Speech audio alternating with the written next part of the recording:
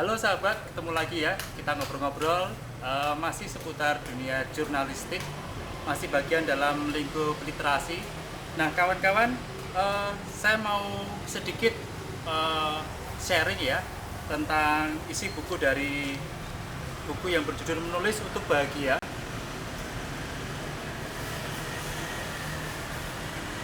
Buku ini di halaman 78 itu ditulis tentang semacam panduan teknis itu ya, ketika kawan-kawan jurnalis atau kawan-kawan penulis ya, penulis artikel itu ya, itu ingin memberikan apa ya, katakanlah sajian tulisan tapi bingung terhadap sebuah isu atau topik. Nah, saya sedikit memberikan gambaran ya kawan-kawan sahabat yang mau menyumbangkan artikel-artikelnya ke media massa cetak maupun online. Ada salah satu cara, yaitu cobalah tempatkan isu atau topik itu dengan momentum yang kontekstual. Isu atau topik yang berkaitan dengan situasi atau momentum yang kontekstual pada saat Anda atau kalian mau menulis. Saya kasih contoh misalnya pada bulan-bulan Desember misalnya, katakanlah ya, ada peringatan Hari Hak Asasi Manusia katakanlah. Nah, itu cobalah artikel itu terkait dengan isu-isu hak asasi manusia, human right. Atau mungkin bulan Desember juga terkait dengan akhir tahun ya.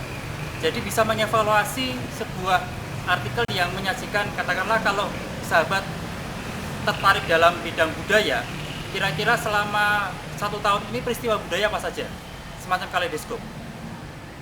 Atau mungkin barangkali peristiwa politik, peristiwa kriminal, peristiwa olahraga, peristiwa ya macam-macam lah. Bisa kalian kaitkan selama 1 tahun ini, semacam kaleidoskop artikelnya.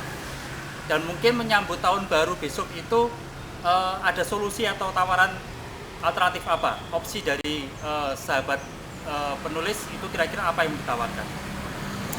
Bisa jadi mungkin barangkali bulan Agustus, konteksnya adalah Hari Kemerdekaan. Kalian mau menyajikan sebuah tulisan-tulisan yang berkaitan dengan seputar bangsa kita itu sudah merdeka atau belum sih, kira-kira begitu, misalnya saja begitu. Atau bulan November adalah Hari Pahlawan, bisa saja menampilkan isu-isu atau topik yang berkaitan dengan nilai kepahlawanan, patriotisme, nasionalisme, dan sebagainya. Mungkin di Desember ya, masih Desember katakanlah, ada Hari Ibu. Bisakah teman-teman kemudian bisa menyajikan sebuah tulisan yang berkaitan dengan sumbangsih seorang ibu, gitu ya, atau peran-peran ibu. Nah, itu yang kontekstual dengan sebuah momentum. Banyak sekali, dari Januari sampai Desember itu banyak sekali. Februari ada bulan Valentine, Maret ada apa ya, April ada Hari Kartini katakanlah. Banyak kita bisa mencari-cari. Atau Hari Lingkungan Hidup, Hari Bumi, Hari Pendidikan bulan Mei, Hari Kebangkitan Nasional. Itu jauh lebih bisa diterima oleh media massa daripada kita tidak menguasai isu atau topik. Karena biasanya sebuah media itu selalu mengkaitkan sesuatu yang berkaitan dengan seputar bulan-bulan itu. Isunya dekat, topiknya dekat. Itu jauh lebih menarik. Ya. Jadi pengalaman saya sebagai redaktur atau editor di sebuah media cetak, yang akan saya pilih tentunya sesuatu yang berkaitan dengan situasi atau momentum pada saat itu akan saya pilih.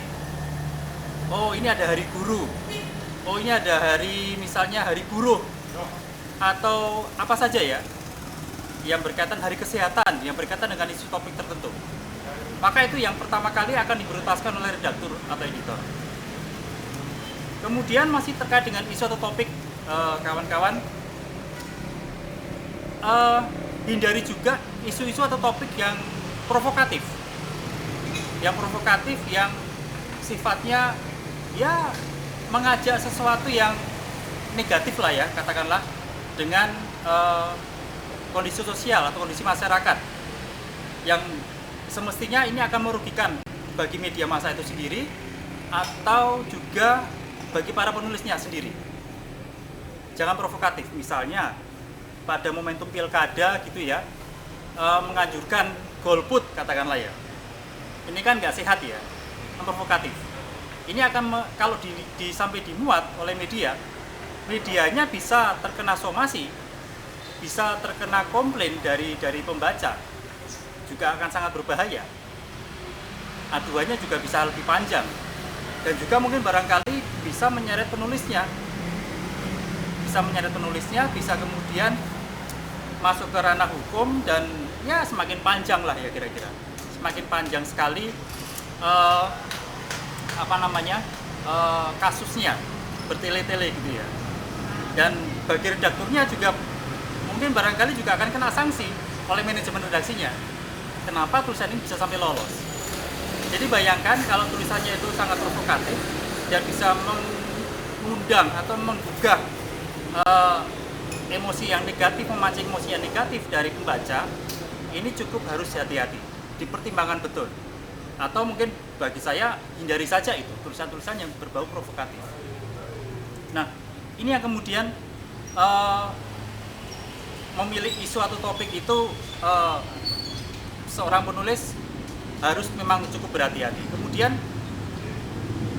juga saran saya, hindari juga sesuatu yang bersifat sara, mengandung unsur sara. Tulisan-tulisan yang bersifat mengandung kebencian, yang mengandung menyinggung secara sensitif, misalnya isu-isu yang terkait dengan suku, agama, ras, antar golongan. Tolong, itu benar-benar kalau bisa jangan masuk framing kawan-kawan penulis ya. Ini sangat-sangat cukup berbahaya ya. Karena buat kami yang sering kali di redaktur ya atau di editor itu nggak mau berisiko dengan tulisan-tulisan yang berbau sara. Sangat ironi ketika kita mencoba menulis atau menyajikan tulisan yang memperkeruh suasana antara kelompok satu dengan kelompok lainnya, atau agama satu dengan kelompok agama lainnya, atau etnis satu dengan etnis lainnya. Hindari itu. Dan barangkali memang redaktur nggak akan main-main ya, itu akan langsung di drop, nggak akan ditayangkan. Jelas ini akan mengundang banyak resiko-resiko di kemudian hari. Nah, itu sahabat penulis, kira-kira yang ingin saya bagikan saat ini. Kita mencoba untuk lebih bijak untuk mengemas sebuah tulisan, untuk mengirimkan sebuah tulisan dalam memilih isu-isu atau topik-topik tertentu. Baik, sahabat, kalau kalian rasa ini bermanfaat, silakan video ini di subscribe, like, komen, dan jangan lupa tombol lonceng. Baik, sampai jumpa. Salam sahabat.